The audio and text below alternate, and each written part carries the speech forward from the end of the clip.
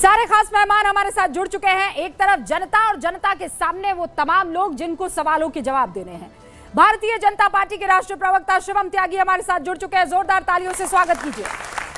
मुस्लिम राष्ट्रीय मंच के संयोजक मोहम्मद फैज खान साहब जुड़ चुके हैं। जोरदार तालियों से स्वागत। उनके ठीक बगल में आध्यात्मिक गुरु इशिका तनेजा आपको स्क्रीन पर दिखाई दे रही है। स्वागत कीजिए। फिर इस तरफ आइए, समाजवादी पार्टी के राष्ट्रीय प्रवक्ता फराज किदवई साहब जुड़ चुके हैं। बाकायदा लखनऊ से यहां डिबेट में हिस्सा लेने के लिए आए हैं। ऑल इंडिया इमाम एसोसिएशन के मौलाना साजिद रशीदी साहब, जोरदार तालियों से स्वागत कीजिए, जुड़ चुके हैं। और उनके बगल में वरिष्ठ पत्रकार सतीश केसिंग साहब भी जुड़े हुए हैं। आप सभी का बहुत बहुत स्वागत है। रशीदी साहब, आपने सुना आज जो बयान है उसी पर हमारी चर्चा है। कुछ घटनाएं हो गई तो उसे जेनोसाइड या टारगेट किलिंग कैसे कहा जा सकता है? चलिए, मैं आपकी बात मान लेता हूं कि उसे टारगेट किलिंग कहते हैं, तो फिर यहाँ हिंदुस्तान में मुसलमानों को जय श्री राम का नारा लगाकर मारा जा रहा है। करीब 50 मुसलमानों को मौत के घाट उतार दिया गया है। इसे आप टारगेट किलिंग क्यों नहीं कहते हैं? आप इससे अग्री करते हैं अभी भी या भाव बदले हैं? देखिए, मेरा बयान न्यूज़ 18 पे आपके ही रिपोर्टर ने लिया और वो करीब 10 से 15 मिनट का बयान है। मैंने उसमें जो कहा मैं अभी भी कहता हूँ। देखिए, टारगेट किलिंग का मतलब ये है जो हिटलर ने जर्मनी में यहूदियों के साथ किया, जो इजराइल गाज़ा में कर रहा है मासूम बच्चों को साथ। 60 से 70 हज़ार बच्चे मार दिए गए, 1.5 लाख मुसलमान मर गए, 30 लाख मुसलमान बेघर हैं। इसको जेनोसाइड कह सकते हैं, कहा जाता है।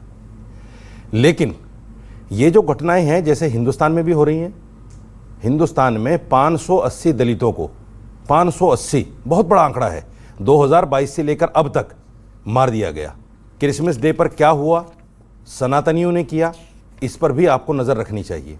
मैंने डिबेट किया है, मुझे मत सिखाइए। सुन लीजिए, मुझे बात पूरी करने दीजिए। मैंने डिबेट किया है, नजर रखने की बात नहीं है।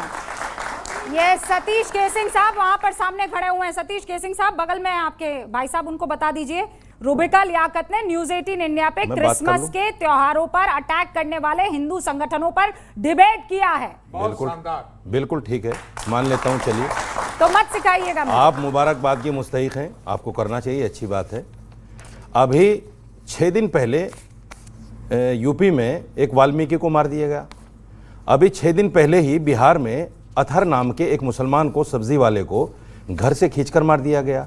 आपको याद होगा अखलाक हुसैन की जो हत्या हुई थी, लोगों ने उसको घर से खींचा था गाय का गोश्त बताने के नाम पर। और यूपी सरकार उसके खिलाफ जो लोग गवाह हैं या मुकदमा जिन पर है, उनके मुकदमे वापस लेने के लिए हाई कोर्ट पहुंच गई।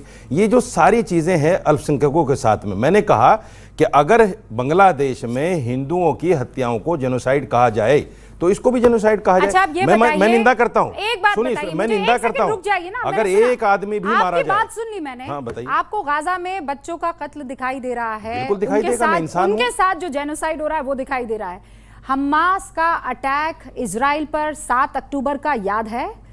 1 साल के बच्चे को उठाकर अवन में फेंक दिया था आतंकियों ने, याद है? आपको याद है कि बच्चियों को उनकी मां से खींचकर हमास के आतंकवादियों ने गुफाओं में ठूस दिया था? आपको याद है?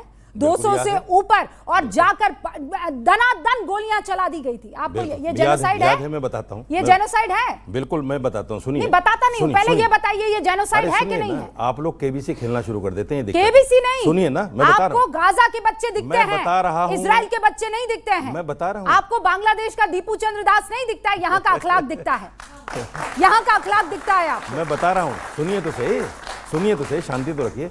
1948 में जब इजराइल बना, उसके बाद से अब तक कितने लाख मुसलमान मार दिए गए, आपको याद है? अच्छा, याद है? बांग्लादेश में कितने हिंदू मार दिए गए, आपको याद है? मुझे याद है। कितने मार? मैंने निंदा की सबकी। नहीं, निंदा और आज भी निंदा करता हूं। आपकी निंदा को रशीदी साहब आप अपनी जेब में रख दीजिए। सुनिए, आपकी निंदा नहीं चाहिए। नहीं, सुनिए, आपकी निंदा नहीं चाहिए। क्यों नहीं चाहिए? क्यों मैं बताती हूँ, आपकी निंदा इसलिए नहीं चाहिए मैं इंसान नहीं हूँ, क्योंकि आप, मुझे इंसान की का दुख नहीं होता। आप गलत कह रही हैं। आपकी निंदा नहीं चाहिए। क्यों नहीं चाहिए? इंसान तब दिखता है जब निंदा क्यों नहीं चाहिए? आपको इंसान तब दिखता है मैं मुसलमान जब कलमा गो होता है। मैं मुसलमान हूं, इसलिए निंदा नहीं चाहिए। वही है जो ला इलाहा इल्लल्लाह मोहम्मद रसूलुल्लाह बोलता है। उसके अलावा आपको सिर्फ काफिर दिखते हैं, और काफिर की हत्या हो जाए तो आपका दिल कांपता नहीं है। बिल्कुल नहीं, गलत कह रही हैं। यही है। क्यों नहीं चाहिए आपको मेरी नहीं, निंदा? मैं सुनूंगी आपकी क्यों नहीं पूरी चाहिए बात। आपको मेरी निंदा? मैं आपकी पूरी बात क्यों नहीं चाहिए मेरी निंदा? जब आप दीपू चंद्र के साथ जवाब दीजिए, मेरी निंदा क्यों नहीं चाहिए? उतर जाते अगर हम निंदा ना करें तब मुसीबत, निंदा करें तो हमारी निंदा चाहिए नहीं आपको, क्यों नहीं चाहिए ओके भाई? तनेजा जी, क्यों नहीं चाहिए?